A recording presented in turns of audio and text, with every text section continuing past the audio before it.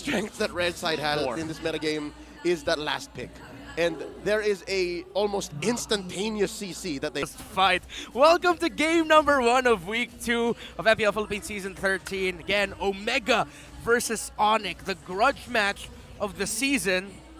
And I don't recall Valentina hurting that much. Yeah, that's a lot of hurt. Yeah, I was kind of I want to surprised see too. the emblems. There it is. Okay, it's the usual Magic custom emblem on Super Fin. So I'm guessing it's just the sheer amount of damage that Ryle took. And I guess that's the one weakness that this lineup has from Omega. Early on, until they find that window wherein they're able to fight for longer, then that's when it's going to matter. So again, there is this small window of time for ONIC. I'd say the first 5 or 6 minutes. Wherein it's 50-50. It's a close fight wherein the damage matters still. Here we go. One more time.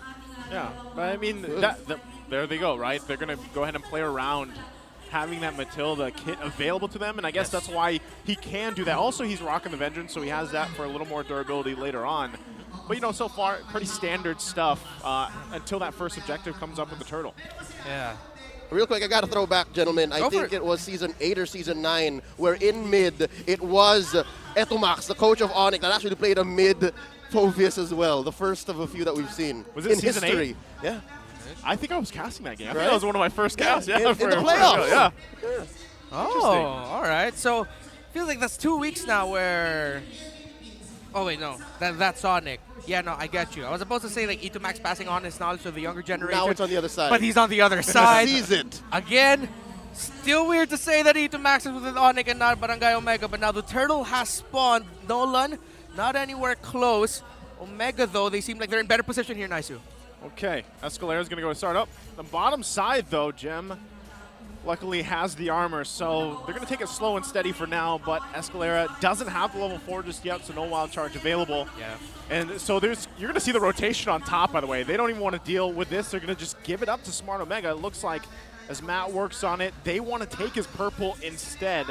So Escalera provides the information, flickers out, and that'll be the objective taken here for Smart Omega. All right, it looks like Mark actually saw that and goes ahead and reports to Sir Matt, hey, they took your purple, what are you going to do about it?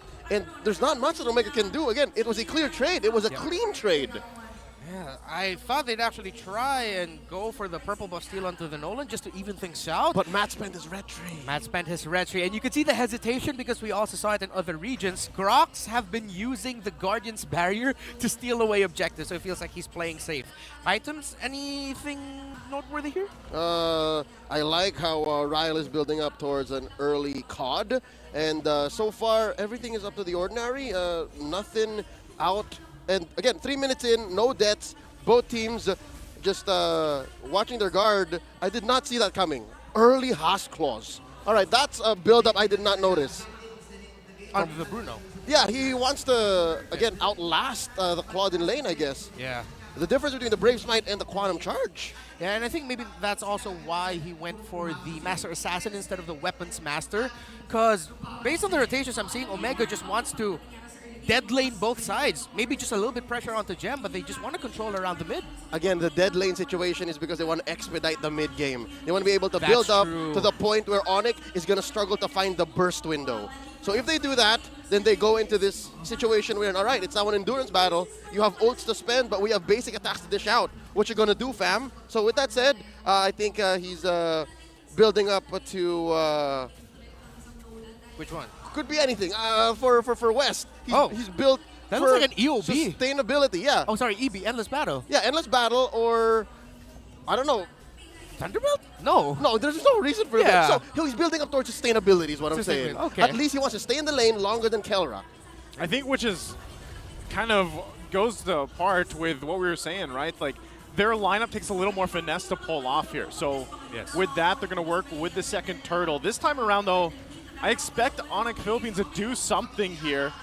Super Friend's going to get spotted out in that bush, but they can't even get the positioning they're looking for. And again, King Kong not even a part of that, so they give it up. Maybe this is the game plan, right? Just try to find a pickoff where you can and give up these turtles for now. It's another trade. Earlier it was Grand Theft Purple for King Kong, now it's Grand Theft Orange. And again, Reptar, you mentioned Omega's playing in the lanes, right? ONIC is finding the other window. They're playing in the jungle. So far, they're trying to keep this lead smaller now. 500 gold between them with a turtle all clean for Omega, this is best case scenario for ONIC. I think what I also feel from ONIC is that there's really just watching out for the potential of Marta Snowball. We've seen it time and time again. If you're not careful, you're just going to get decimated. A decimate chain, and the next thing you know, they're going to snowball. So they're taking the fights away from Omega, the fights Omega want to have. But is it a little bit too passive? Do they need to be a little bit more aggressive here, ONIC? I think they can both afford to do this, especially since we ramp up 6 minutes. They're going to be forced. At least, okay. I thought so too. I thought, you know, if nothing, they at least get the turret there. Smart Omega, first one on the board for the turrets.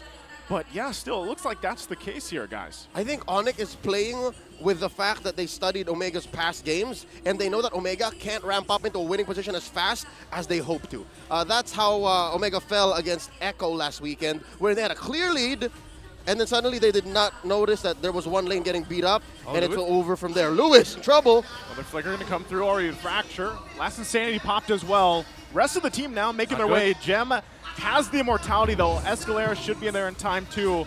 But nothing still. No team. 6.5 minutes in. No one has gotten that first blood yet. It sort of feels like I'm watching two teams play this like a real-time strategy game, just managing the resources. It's a command and conquer. We're just waiting for red alert. I'm thinking turn-based strategy, RPG. Oh, more like that, yeah. Fire Emblem. All right, confirmed. Never played it. He built demon shoes. All right, so it definitely is about sustainability. Did not bring it all the way to the end like an EB. So clear. I think he's going towards crit. Berserker's Fury. Yes. Yeah, after that. EB to BF. Makes a lot of sense. Let's see. It's nice we can finally go all out with play-by-play. Well, it's finally going to be a big fight here. Give this man 7 minutes in. Let's see if it happens. King Kong waiting patiently in that bush. He's going to call it off. So Turtle's going to reset. Rest of the ONIC, again, they're just kind of waiting, right? He's going to go ahead and get the orange buff. Luis there as well. Gem going to take the brunt of the damage. Circling Eel comes down. Has to use the last Insanity. But once again, it's going to be objective in the mid lane, though. West will be the one to fall. The objective taken by Matt. Finally, one of the teams gets on the board here. But still, Smart Omega holding on to a small lead. This could be an opportunity for ONIC Philippines to make a move as King Kong gets in position. That seems like classic Escalera. Just when you don't expect him to wild charge you, he will. And it was because of him that they were able to finally land that kill onto West. So it sort of evens out the farming process here. Yeah, but it doesn't even out the map. There's still 2 first turrets taken by Omega and all turtles so far. And that's led to a 600 gold lead across the board.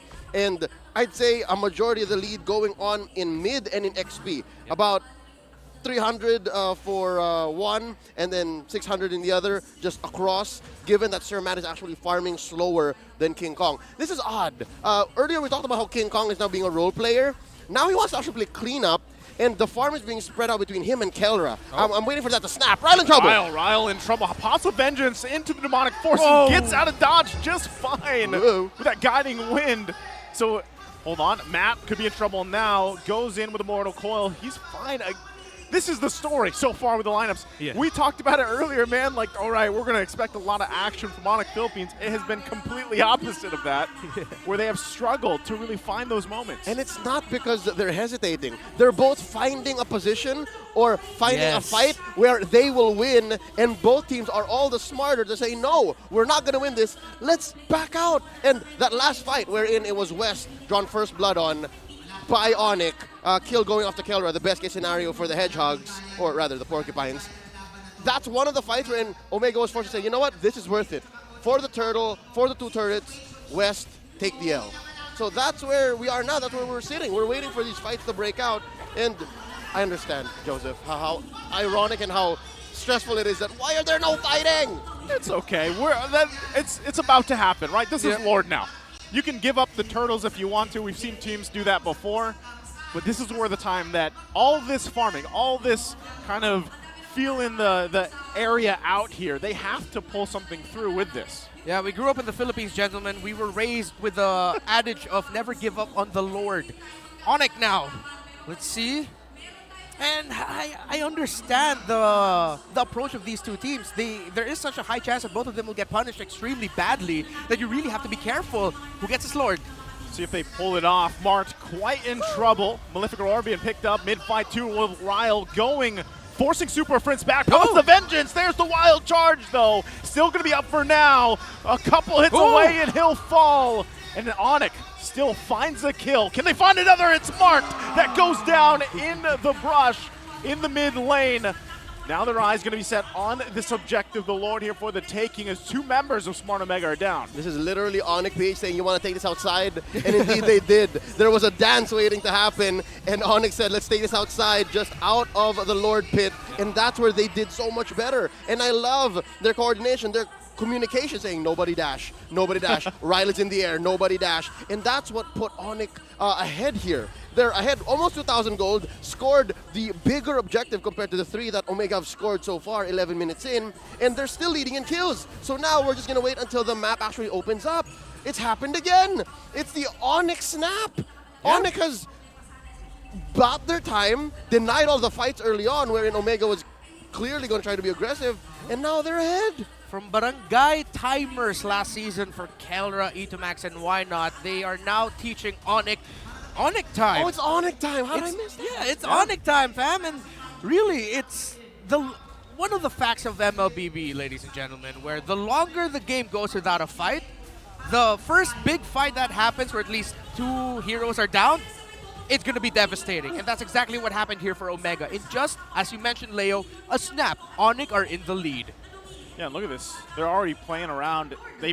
With that snap, nearly a 4K gold lead. They're going to get more turrets around here too. Yes. So with that, they've pretty much positioned themselves to be in a great position to fight now anytime they want. They control the pace at this point in the game. And even with that, there's the concealed play. Escalera waiting for a zone, a wild charge. Wow. Lewis going to be there, but look at Matt. Gets taken down to half health. They're going to keep them at bay, though, from entering the base any further. But bottom side, Kelra was there pushing in as he got that base turret. That's how huge of a threat the gold standard is. Now barreling forward in net worth, about 1,500 gold ahead of his lane mate West. Something else to note, the fact that so far, off of 1 team fight win, off of 1 turret, I believe this might be a record gain in terms of Lord gold gains after that first one. Yep. They barreled over 4,000. I don't know if they... 5,000! That might be the biggest in season 13 so far. Yeah, I'm pretty sure it is. Usually we see those big swings, maybe second, maybe third, Lord. Yeah. But the very first one? That's big gold. And the average is gold. 2,000 to 3,000. Yeah. So, but now ONIC broke that. Which begs the question, right? Like, again, they knew that let's give up those turtles. We don't need them because we're hoping for that play that they made, especially leading in that first Lord, and they've done that. So now they can continue this pressure, especially since they did work, Kelra did work there on the bottom side with Lord less than 30 seconds away here. Well, let's see how ONIC will handle the siege. Funnily enough, since both teams are very dive heavy, not really ranged and poke, outside of the marksman, of course, I feel like there could be a chance that Omega might turn things around under the base turret, but unless King Kong. Oh, March goes in, has to flicker out too, so already putting the pressure there. He does not have that now for this Lord, so they have no choice except to defend him, most likely. But Matt still wants to get some vision here, if he can, but it's going to be too late. Look how fast the Lord is taken care of from King Kong. Well, the rest of the team doesn't even get space in the jungle to work with. Straight up scene from Godzilla 2014, King Kong versus the Lord. And now... Oh, they're going to go for it, actually. So already pushing him back. Vengeance was used. What a great barrier there coming through from Escalera. This net lead by ONIC in gold is just forcing Omega to spend ults and resources out of nowhere, and it's costing them. It's not like they have great wave clear too.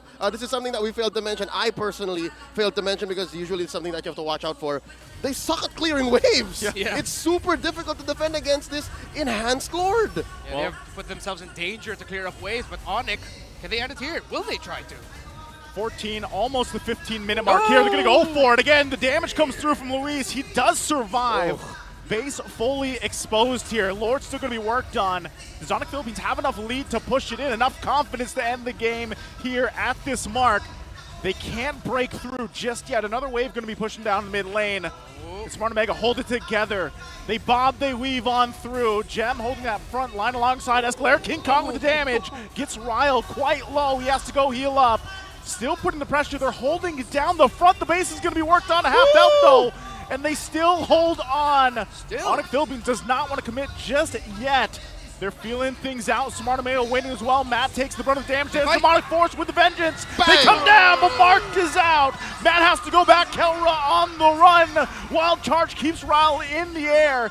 Taking some shots here now as Kelra gets us situated on the backside. They can't get Ryle just yet. Then ONIC Philippines has to run as Matt decides to go back. What a defense from Smart Omega. Just hold on, we're staying home. Omega did their best and they came out actually still alive.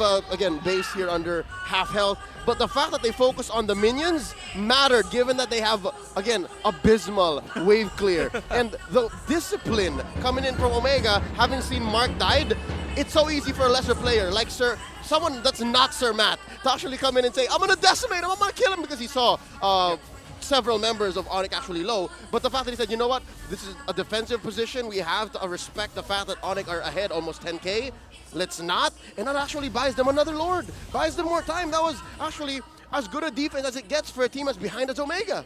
Yeah, again, two lineups with very similar principles.